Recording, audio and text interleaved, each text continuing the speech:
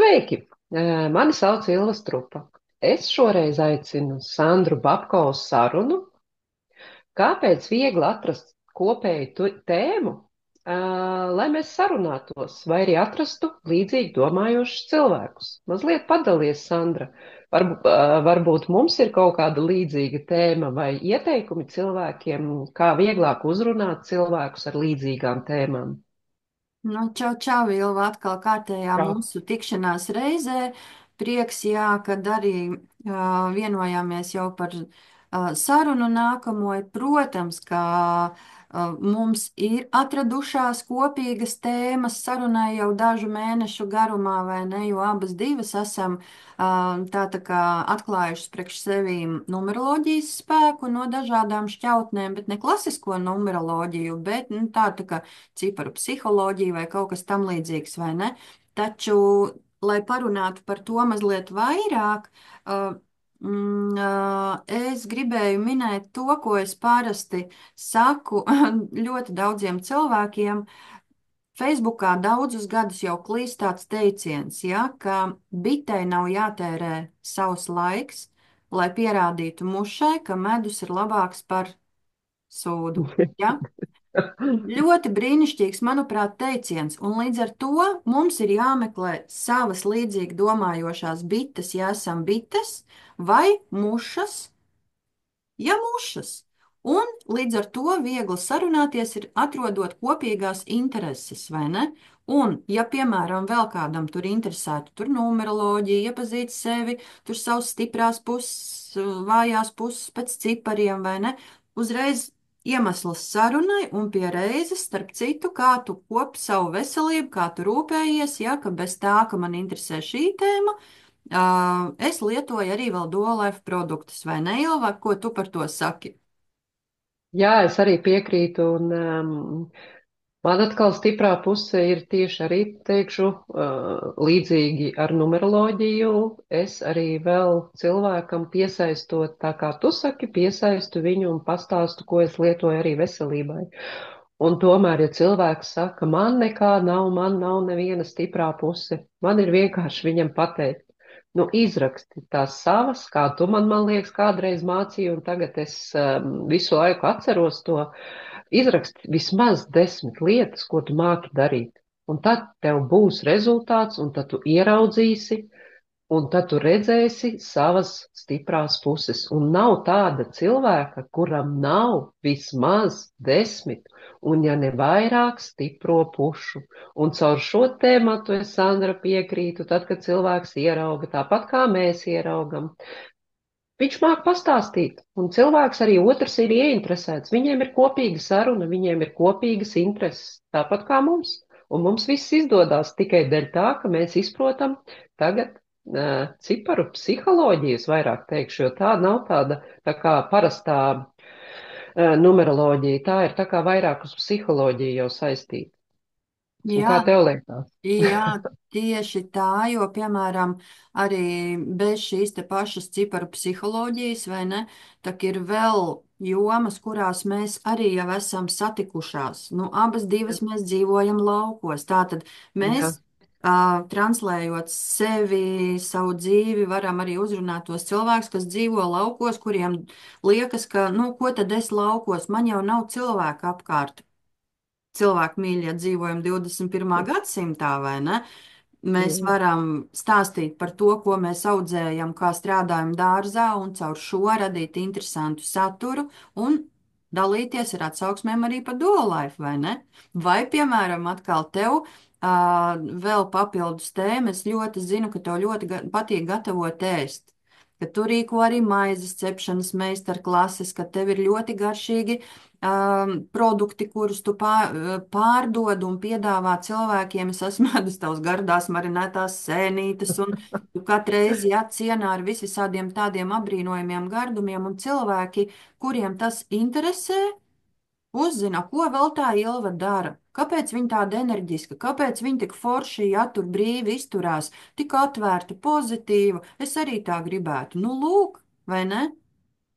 Jā, piekritīšu, jo mēs nepiedzimstam uzreiz Tā kā bērns nepiedzimst uzreiz staigājot, jo man šī atsauksme ļoti patīk, ka bērns iemācas staigāt un iet tālāk. Tāpat arī es, ja man kāds būtu teicis, ka es 4 gadu atpakaļ šādi varēšu iet tiešraidēs, uzrunāt cilvēkus, man nebūs nērti, man nebūs kauns, bet man bija, ak, Dievs, ko tad es tur darīšu, kā es tur izskatos un kas man tur jādara. Un visu laiku domāju, nē, tikai ne kameras priekšā, nesauciet mani nevienu zūmu. Šobrīd Sandra saka, ka un daudzi saka, vispār no tevis tā enerģija virmo staro, un to mēs varam izdarīt tikai solīti pa solītim, mācoties, pilnveidojoties, jo tikai darot ir rezultāts. Kad tu sāc kaut ko pamainīt, tad arī viss pārējais mainās apkārt. Tāpat ir ar numeroloģiju. Ja tu maini kaut vienu īpašību sevī, ne kādu citu cilvēku, bet sevi, tad arī ir rezultāts un tev dzīve pilnveidojās, attīsties, esi priecīgāks, dzīves priecīgāks, cilvēki grib tos produktus, ko tu lieto, un tev viss izdodās. Un kā tev ir, Sandra? Jā, jo tāpēc, ka cilvēki jau īstenībā nepērk produktu, bet pērk emocijas, jeb problēmu risinājumu. Vienalga, lai ko mēs nopirktu, man nevajag jebkādu telefonu. Es izvēlējos konkrētu telefonu, un man ir kaut kāds savs lai. Ja es nenopirku, piemēram, man te tuša blakām uz galda vienkārši stāvēja, es nenopirku tušas pēc. Nu, ir konkrēti kritēriji, pēc kādiem es izvēlos un ko es cerēju sagaidīt, vai ne? Jo man ir īsas skropstiņas, man vajadzēja pagarinoši. Nu, un tā Mhm. tālāk, lai es justos labi, vai ne?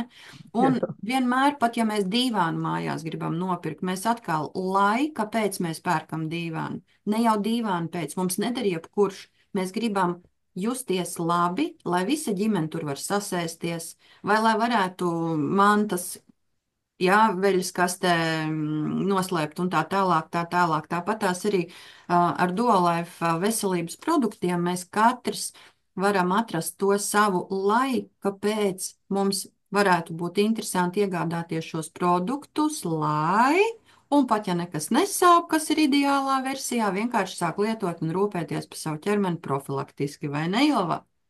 Jā, es piekritīšu, jo es braucu autobusā kopā ar Svetlānu Semjonovu. Man ļoti patika viņas teiktais. Viņai viens cilvēks jautāja, bet ko tu darīsi kā ārsts, ka tev nebūs ko dakterēt? Viņa atbildēja frāzi: es strādāšu profilaktiski, un man būs lielāks gandarījums profilaktiski strādāt, nekā visu laiku rakstīt zāles pacientiem. Un man būs profilaktiski super apmierināti pacienti. Un es ar to gribu. Super, Jova.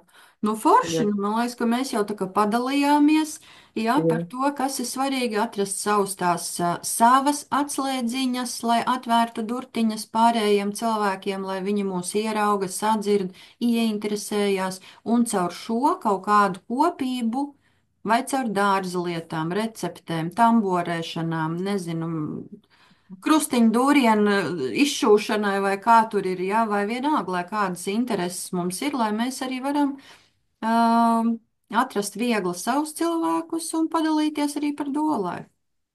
Jā, bet vēl tomēr piebildīšu, ja tu esi tādā, nu, piemēram, cilvēks sēž un domā, vai viņam darīt vai nedarīt, iesaku vislabāk tu sevi ieraudzīsi, ja tu vienkārši atbrauks uz kādu no dolai vienu pasākumu.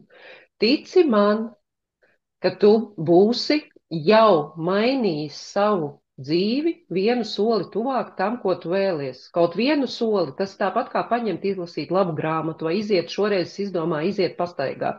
Kaut vai vienu darbību izmainīt, bet iesaku, ja tu gribi kaut ko uzzināt par dolaifu, labāk atbrauc uz pasākumu kādu, jautā Sandrai vai man vai savam cilvēkam, ko tu pazīsti, bet atbrauc, vienreiz atbrauc, nebūs vīlies. Un kā tev, Sandra, liekas? Protams, jo vēl jo vairāk, ka burtiski tuvumā mums tūlīt jau ir jau gaidāmais tuvākais pasākums, kas notiks jau 12. aprīlī Bauskā, kur mēs abas divas arī jau piedalīsimies. Tu būsi atgriezusies jau no Nīderlandes atpakaļ.